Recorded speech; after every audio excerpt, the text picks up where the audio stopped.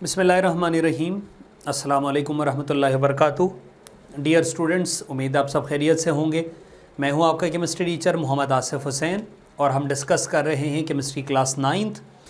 Chapter हमारा चल रहा है चैप्टर नंबर 10 और चैप्टर का नाम है इन्वायरमेंटल केमिस्ट्री। और आज हम इंशाल्लाह इस चैप्टर का आखिरी टॉपिक डिस्कस करेंगे। और इससे पहले हमने पढ़ा था global warming and it's effects, global warming के हवाले से पढ़ा था और उसके इफ़ेक्ट्स के बारे में पढ़ा था। आज हमने देखना है कि strategies to reduce environmental issues. अब दो तरह के इन्वायरमेंटल इश्यूज़ हमने मेजरली इस चैप्टर में डिस्कस किए। एक हमने पढ़ा था एसिड रेन और दूसरा था ग्लोबल वार्मिंग। अब इसका मतलब है इन्वायरमेंट में इसके अलावा पोल्यूशन और दीगर बहुत सारे इश्यूज़ हैं। सवाल ये पैदा होता है, being a chemistry teacher, being a chemistry student, क्या मेरी और आपकी कोई ज़िम्मेदारी है कि हम इन प्रॉब्लम को समझने के बाद इनका कोई हल निकाला जाए, कोई तदारक अपनाएं, कोई तरीक़ाकार अपनाएं कि इन प्रॉब्लम्स को रिड्यूस किया जाए। अगर ख़त्म नहीं कर सकते तो कम से कम इन मसाइल को कम किया जा सके। तो आज हमने उन तमाम स्ट्रेटजीज़ को, उन तमाम पॉलिसीज़ को, उन तमाम लाए अमल को डिस्कस करना है जिनके थ्रू हम इन्वायरमेंटल इश्यूज़ को कम से कम किया जा सकता है। और अगर हम इसके ऊपर अमल करेंगे तो लाजमन हमारा इन्वायरमेंट फिर से एक क्लीन और ग्रीन इन्वायरमेंट बन सकता है। तो आइए स्टार्ट कर लेते हैं। सबसे पहली बात बेटा, इंडस्ट्रियलाइजेशन का दौर जब शुरू हुआ तो इंडस्ट्रीज़ की तादाद बढ़ गई, ओवर पॉपुलेशन हो गई, अर्बनाइजेशन हो गई, डिफॉरेस्टेशन हो गई, फॉसिल फ्यूल का जो इस्तेमाल बहुत ज़्यादा हो गया, जिसमें diesel, mobile oil, kerosene oil, coal, gases, इनका इस्तेमाल ज़्यादा हो गया। अब जितनी ज़्यादा आबादी होगी उतनी ही बर्निंग ऑफ फॉसिल फ्यूल ज़्यादा, उतनी ही एनवायरनमेंट में हार्मफुल गैसेस की प्रोडक्शन भी ज़्यादा। तो फिर जितनी ज़्यादा हार्मफुल गैस प्रोड्यूस होगी उतना ही एनवायरनमेंट डिस्टर्ब होगा। तो फिर हमने क्या करना है, उस इन्वायरमेंटल इश्यूज़ को रिजॉल्व करना है, उसको सॉल्व करना है, उसको रिड्यूस करना है। पहला तरीक़ाकार प्लांटेशन। ठीक, इंतहाई इम्पॉर्टेंट हमारे पास पॉइंट है, दैट इज़ प्लांटेशन, कि दरख्त का लगाना। ठीक हो गया, हम दरख्त लगाना शुरू करेंगे किस मकसद के लिए? इन्वायरमेंटल प्रॉब्लम्स को कम करने के लिए। सवाल ये है कि दरख्त लगाने से क्या होगा। याद रखिएगा, दरख्तों के लगाने के बहुत से फ़ायदे हैं। सबसे पहला फ़ायदा देखें, जिस कार्बन डाइऑक्साइड की वजह से हमें परेशानी का सामना करना पड़ रहा था, वो कार्बन डाइऑक्साइड अब काफ़ी हद तक कम हो जाएगी, क्योंकि प्लांट कार्बन डाइऑक्साइड को इस्तेमाल करते हैं फोटोसिंथेसिस के लिए। ठीक हो गया, ये देखिए मैं फोटोसिंथेसिस आपको बना के दे रहा हूँ।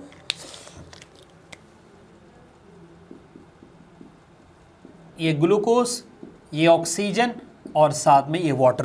अब आप यहां गौर कीजिए बेटा, प्लांट को चाहिए कार्बन डाइऑक्साइड और हमें क्या करना है, एनवायरनमेंट से कार्बन डाइऑक्साइड की अमाउंट को कम करना है, क्योंकि कार्बन डाइऑक्साइड एक मेजर इशू है जिसकी वजह से एनवायरनमेंट में ना एसिड रेन या जो आपके पास ग्लोबल वार्मिंग जैसे प्रॉब्लम्स का सामना करना पड़ रहा है। तो हम दरख्त ज़्यादा लगाएंगे, जितने ज़्यादा दरख्त लगाएंगे उतनी कार्बन डाइऑक्साइड इस्तेमाल होना ज़्यादा हो जाएगा, तो इन्वायरमेंट में कार्बन डाइऑक्साइड की अमाउंट कम हो जाएगी, तो ऑटोमेटिकली वो जो इन्वायरमेंटल प्रॉब्लम्स हैं वो रिड्यूस हो जाएंगे, कम हो जाएंगे। देखिए, कार्बन डाइऑक्साइड इस्तेमाल हो रहा है, वाटर इस्तेमाल हो रहा है, सनलाइट आएगी, क्लोरोफिल के अंदर इकट्ठे होगा, ये बनेगा ग्लूकोज जो प्लांट खुद भी इस्तेमाल करेगा, एनिमल को भी देगा। ऑक्सीजन प्रोड्यूस होगी जो कि हमारे पास इंतहाई यूजफुल गैस है, और साथ वाटर बनेगा।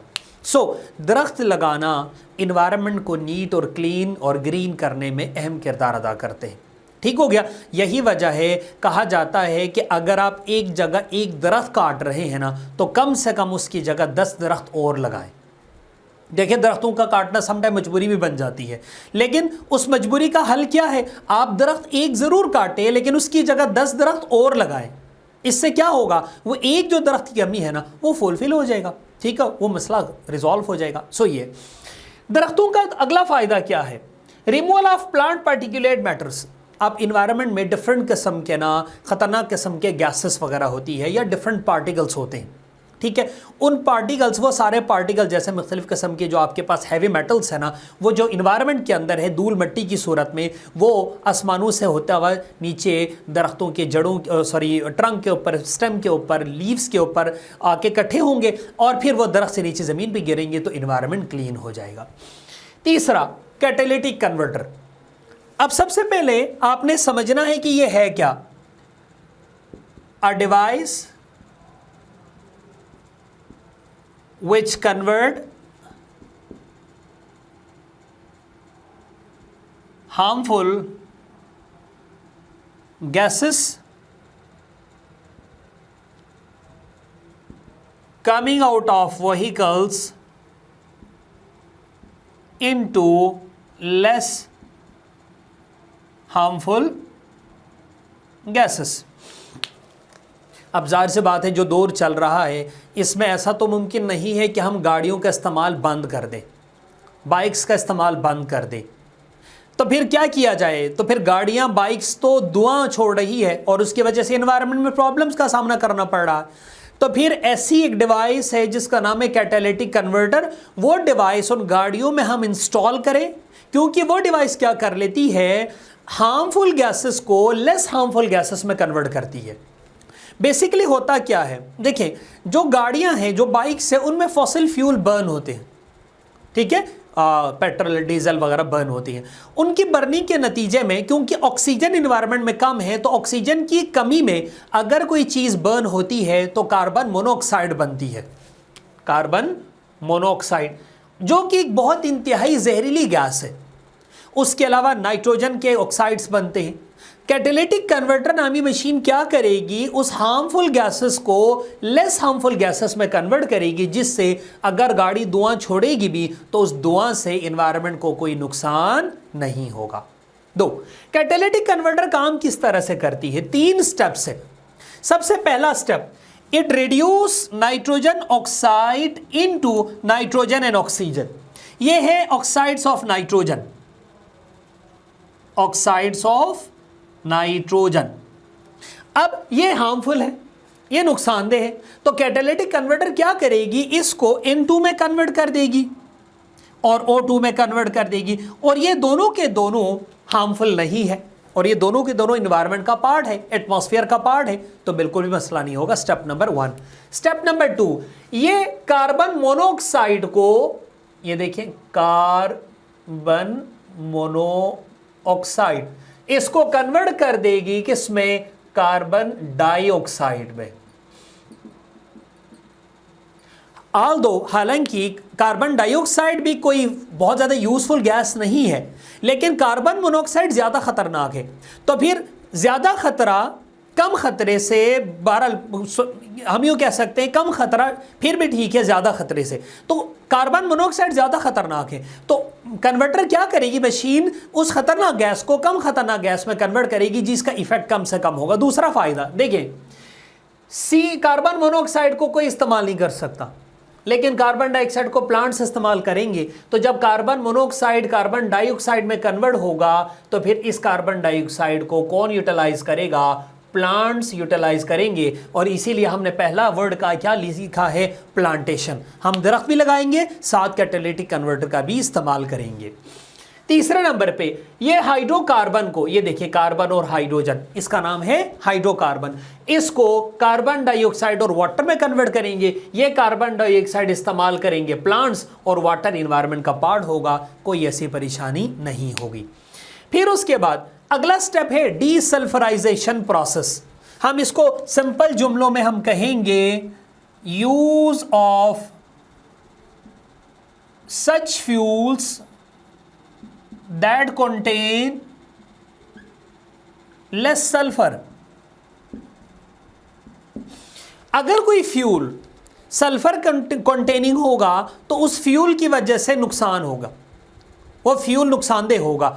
तो हम क्या करेंगे, ऐसे फ्यूल का इस्तेमाल शुरू करेंगे जिसके अंदर सल्फर की क्वांटिटी कम से कम हो, और अगर सल्फर हो तो फिर सल्फर को किसी तरह से डीसल्फराइजेशन किया जाए, इसको रिमूव किया जाए। तो जब इस फ्यूल में से सल्फर रिमूव होगा तो वो फ्यूल नुकसानदेह नहीं होगा। चौथा, discourage the excessive use of fossil fuel. लोगों की हौसला शिकनी करें, लोगों को बताएं भाई गैर ज़रूरी तौर पे गाड़ियाँ और बाइक्स का इस्तेमाल इन्वायरमेंट के लिए ख़तरनाक है। तो फिर सवाल ये है कि कैसे डिस्करेज करेंगे। आप एक एग्जाम्पल को समझेगा बेटे। मिसाल के तौर पर एक कार एक बंदे को मतलब लेके जा रही है, मतलब एक बंदा अपनी ज़ाती कार पे जा रहा है, ठीक है, या उसमें 2 लोग बैठे हैं। उससे एक बड़ी गाड़ी होगी, उसमें 4 लोग बैठे होंगे। उससे बड़ी एक बस होगी तो उसमें 50 लोग बैठे होंगे। और अगर एक ट्रेन होगी तो उसमें कम से कम 400-500 लोग बैठे होंगे। सबकी मंजिल एक है, पहुंचेंगे सब लोग मंजिल पे। लेकिन एक गाड़ी 2 बंदों को लेके जा रही है, एक गाड़ी 40 को लेके जा रही है, एक गाड़ी 100 को लेके जा रही है और एक 500 को लेके जा रही है। इसका मतलब वो जो 500 लेके जाने वाली गाड़ी ज़्यादा फ़ायदेमंद है बनिस्बत एक के। तो फिर हम पब्लिक ट्रांसपोर्ट का इस्तेमाल ज़्यादा से ज़्यादा करें। और अगर प्राइवेट गाड़ी का इस्तेमाल करना ज़रूरी हो तो हत्तल इम्कान फ्यूल का इस्तेमाल सही करें। ऐसे फ्यूल इस्तेमाल करें जो कम से कम सल्फ़र वाला हो, जिसके अंदर कैटालिटिक कन्वर्टर नामी मशीन लगी हुई हो, और उसके अलावा गाड़ी के मेंटेनेंस के ऊपर पूरी तवज्जो दी जाए। क्लियर हो गई बात। आखिरी पॉइंट है use of renewable resources. Renewable resources उन रिसोर्सेज को कहा जाता है जिनके बारे में हम कहेंगे which can be use again and again.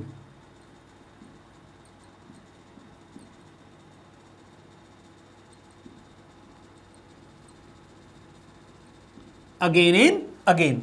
मिसाल के तौर पर सोलर एनर्जी, मिसाल के तौर पर हाइड्रो इलेक्ट्रिक एनर्जी, बिजली से पैदा होने वाली। उसके अलावा हमारे पास है जी बेटे सोलर एनर्जी के अलावा टाइडल पावर, समंदर की लहरों से पैदा होने वाली एनर्जी। उसके अलावा बेस्ट हमारे पास है विंड पावर। ठीक हो गया। हम सोलर की तरफ जाएं, ठीक है, इलेक्ट्रिक व्हीकल का इस्तेमाल करें। बिजली पैदा करने के लिए हम पेट्रोल डीजल जलाने के बजाय हम सोलर से बिजली पैदा करें, हम पानी से बिजली पैदा करें, हम वो जो टाइड्स है, जो समुद्रों में लहरें उठती है, उनसे बिजली पैदा करें, हम उसके अलावा विंड पावर का इस्तेमाल करें। तो अगर हम इन चीज़ों को करेंगे तो फिर ऑटोमेटिकली इन्वायरमेंटल इश्यूज़ को हम रिड्यूस कर सकते होते हैं। ठीक हो गया। ये था हमारा आज का टॉपिक। छोटा सा टॉपिक है लेकिन इंपॉर्टेंट है, इसको अच्छी तरह से पढ़ लीजिएगा, याद कर लीजिएगा। कोई भी सवाल, कोई भी कन्फ्यूजन हो तो आप कमेंट में पूछ सकते हैं। हेडिंग्स आपके पास बनी हुई है, बाकी आप अपनी बुक से चीज़ें हाईलाइट कर सकते होते हैं। आप अपना बहुत सा ख्याल रखिएगा। Thank you so much. Allah हाफ़िज़।